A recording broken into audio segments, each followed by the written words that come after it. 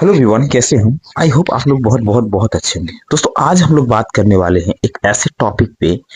आज वर्तमान समय में सरकार बिहार में बहुत सारे लोगों की घर तोड़ रही है। अब ये सरकार का कहना ये है कि ये जो घर तोड़ रहा है ये अवैध निर्माण है। यानी कहने का मतलब ये है कि इन लोगों ने सरकारी जमीन पे घर बनाया है तो घर टूटेगा। सही बात है, आप घर तोड़ सी दिक्कत नहीं है। आप देखिएगा कि बड़े बड़े शहर जो होते हैं उसमें जाम लग जाते हैं। हमारे यहाँ पे देखिएगा कि जितने भी जो शहर हैं, जो भी शहर हैं उस पे जाम लग जाता है। चाहे वो कोई भी जिला हो या कोई भी जिला के अंतर्गत आने वाला सिटी है, सॉरी बाजार है, वहां पे जाम लग जाता है। क्यों जाम लगता है? क्योंकि जो सरकार पार्किंग अलॉट करती है उस पे ये लोग क्या करते हैं, अपने जाके घर बना लेते हैं या सब्जी सामान बेचते हैं। जो भी रोजमर्रा के इसके जो स्मॉल बिजनेस होते हैं कि सामान बेचते हैं और उसके जो जो भी खर्चा पानी, जो भी पैसा आता है उससे बेच करके ये लोग अपना जीवन यापन करते हैं। सवाल ये उठता है दोस्तों कि आखिर ये लोग घर बना रहे हैं, घर बना के रहे, सरकार आज इसे तोड़ रही है, कल को आज ये तोड़ रहे हैं, फिर देखिएगा 6 महीने बाद ये फिर वहां जाके झुगी झोपड़ी अपना टांगेंगे। इसमें कोई शक नहीं है, आप देखिएगा 6 महीने बाद ये होगा। लेकिन सवाल दोस्तों यहाँ पे ये है कि जो घर तोड़ रहा है, कुछ लोगों को इससे अच्छा लग रहा है, कुछ लोगों को इससे बुरा लग रहा है। अब कुछ लोग ये कह रहे हैं कि भैया तुमने 10,000 रुपया लेकर के वोट दिया है तो तुम्हारा घर टूटेगा ही टूटेगा। मैं दोस्तों अभी रिसेंट एक रील्स देख रहा था, एक वीडियो में देख रहा था। उसमें एक महिला बिहार की थी, वो कह रही थी कि चला चला अब की बार हम वोट देवे मोदी के। अब देखिए दोस्तों, मैं इससे ये नहीं है कि किसी भी लोगों के एक चहेते नेता हो सकते हैं, मैं इसमें कोई टीका टिप्पणी नहीं करना चाहता हूँ। लेकिन दोस्तों, जो अभी वर्तमान समय में अगर आप बिहार की जो ग्राउंड रियलिटी है उसको जरा आप देखेंगे ना, तो आपको कुछ चीजें नजर आएगा। पहला, बिहार में अब तक जो महिलाएं पढ़ी लिखी नहीं है, ठीक है, जिसको डेवलपमेंट का कुछ भी नहीं पता है, जिसको आप कहिएगा कि डेवलपमेंट क्या होता है, डेवलपमेंट के बारे में आप 4 लाइन बोल के देखिए तो वो कुछ नहीं बता सकेंगे। दूसरी बात है, उसको वोट के बारे में कुछ नहीं पता है। पहले तो डेवलपमेंट क्या होता है उसको पूछ दीजिए तो बहुत से लोग नहीं बता पाएंगे। फिर उनसे पूछिए कि वोट क्यों देना चाहिए, तो सीधा कहेगा कि मैं फला नेता को दे रहा हूँ, फला नेता को दे रहा हूँ, फला नेता को दे रहा हूँ, ये तर्क देगा। तीसरी बात है, उनसे पूछिए कि आपके गांव में क्या क्या जरूरी है, आपके गांव में क्या क्या जरूरी है, तो बोल देगा कि स्कूल जरूरी है, कॉलेज जरूरी है। पर जब हमसे ये कहिएगा कि भैया आप वोट इस नाम पे क्यों नहीं देते हैं, तो वो एक ही बात कहेगा, हाँ भैया सारा नेता लूट के जा रहा है, तो इसी को दे देते हैं और लूटे। इनको दोस्तों ये तक नहीं पता है कि वोट किस बात पे देना है, वोट का मेन अधिकार क्या है, वोट क्यों देना है, ये सब नहीं पता है बिहार के बाद।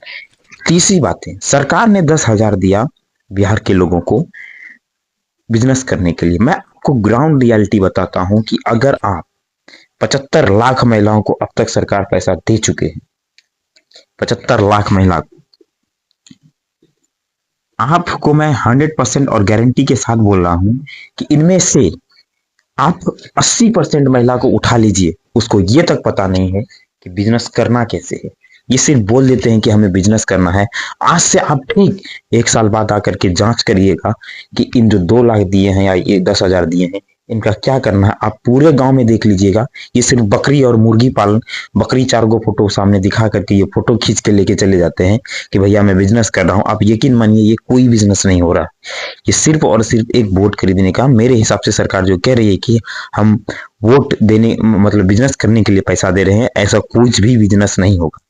वर्तमान में सरकार के द्वारा एक होम मिनिस्टर जो है वो कह रहे हैं कि हम और इसको 2 लाख रुपया देंगे। आप यकीन मानिए कि वे लोग बिजनेस नहीं कर पाएंगे। बहुत से ऐसे कम महिलाएं होंगे जो कि बिजनेस कर पाएंगे, बहुत से ऐसे महिलाएं नहीं होंगे जो बिजनेस नहीं कर पाएंगी। क्यों? क्योंकि उसको बिजनेस का कोई आइडिया है नहीं, स्टार्टअप कल्चर है नहीं, उसको ये तक पता नहीं है कि हमारे एरिया में किस किस चीज की कमी है, उसको कैसे फुलफिल करना है। तो आप बिजनेस का तो छोड़ ही दीजिए, बिजनेस का जो आप स्पेलिंग पूछिएगा तो वो नहीं बता पाएगा, तो अब बिजनेस करने का तो बहुत दूर की बात चली गई।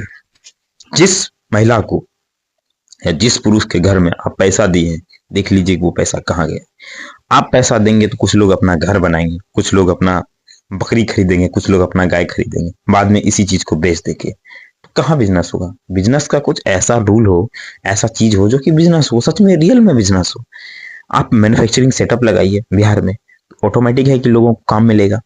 आप बोलते हैं कि हम आईटी पार्क लगाएंगे, बिल्कुल लगाइए, लेकिन आप ये भी तो देखिए कि यहाँ के जो लोकल चीज बच रही है, जैसे धान हो गया, मकई हो गया, गन्ना हो गया, इस पर आप कुछ चीजें बनवाइए, तब ना जाकर के लोगों को रोजगार मिलेगा। चौथी बात है, अब जितने भी विधायक जीत करके गए हैं, अब यहाँ से जितने भी विधायक जीत करके गए हैं, मैं दावा करता हूं कि जितने भी लोग इस बार वोट दिए हैं अपने क्षेत्र में, मैं इतना गारंटी कह सकता हूं कि 99% से अधिक लोग अपने विधायकों से इस बात को नहीं, अपने विधायकों से नहीं पूछा होगा कि भैया आप डेवलपमेंट कैसे करेंगे। ये मैं 90-99% मैं गारंटी के साथ कह रहा हूँ। ये बिहार की हालत है, ये मैं जो बोल रहा हूँ ये मैं 100% और गारंटी के साथ बोल रहा हूँ, क्योंकि आज तक इन लोगों ने नहीं पूछा है अपने विधायकों से कि भाई तुम करना क्या चाहते हो। कभी नहीं, आप पूछ सकते हैं। और हम कहते हैं कि बिहार डेवलप होगा, कैसे डेवलप होगा? वर्तमान सरकार बनी, सरकार ने नए नए फैसले लिए, लेकिन सरकार ने अब तक प्राथमिक विद्यालय और माध्यमिक विद्यालय पर कोई भी डिसीजन नहीं लिया है। क्यों नहीं लिया है?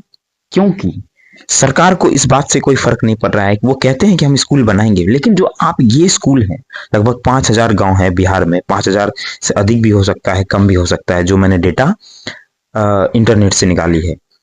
मुझे इस बात से फर्क पड़ता है कि सरकार इस पर अब तक क्यों नहीं काम कर रहा है। 5500 लगभग 5,000 से अधिक गांव है, यहाँ की स्कूल की कंडीशन, हालत बहुत खराब है। स्कूल की हालत बहुत खराब है, और ऐसा खराब है कि अगर आप पढ़ने के लिए चले जाएंगे तो प्रॉपर रूप से छत नहीं है, जहाँ पे छत है वहां पे टीचर नहीं है, जहाँ पे तीनों चीजें हैं वहां पे पढ़ाई नहीं हो रही है। यहाँ तक कि हम लोग कहते हैं कि स्कूल में भेज रहे हैं पढ़ने के लिए। भैया, हम जो पढ़ने के लिए भेज रहे हैं वो सिर्फ समय बच्चा बर्बाद कर रहा है स्कूल में, और कुछ नहीं कर रहा है। जब वो 21 साल बाद उस चीज से निकलेगा तो उसको पता चलेगा कि उन्होंने 21 साल में कुछ नहीं पढ़ा है, सिर्फ अपना समय बर्बाद करके बाहर निकला है। चंद लोग अगर समाज में कुछ कर जाएंगे तो हम कहते हैं कि इसका बेटा कर गया, इसकी बेटी कर गई। इतना से कुछ नहीं होने वाला है। अगर हमें 100% एफर्ट करना है, आप यकीन मानिए कि उन बच्चों को एजुकेशन, हेल्थ, स्वास्थ्य, शिक्षा, हर चीज पे अच्छे से ध्यान देना है। ये कि नहीं कि मिड डे मील में सिर्फ भोजन खिला देने से बच्चा पढ़ लेगा, तो ऐसा कुछ नहीं होगा। छात्रवृत्ति दे देने से बच्चा कभी नहीं पढ़ता है। छात्रों को चाहिए प्रॉपर रूप से लैब, प्रॉपर रूप से लाइब्रेरी, प्रॉपर ढंग से स्कूल, स्मार्ट क्लासेस होना चाहिए, टीचर की ट्रेनिंग होनी चाहिए, टीचर वेल ट्रेंड होना चाहिए। ये नहीं कि टीचर आया इधर से, हाँ चलो लिखना शुरू कर दो, ऐसे पढ़ाई नहीं होता है। सबसे पहले एक रूल रेगुलेशन सिस्टम बनाइए, और जो जमीनी हकीकत है उसको तलाशिए और उस पर काम करना शुरू करिए।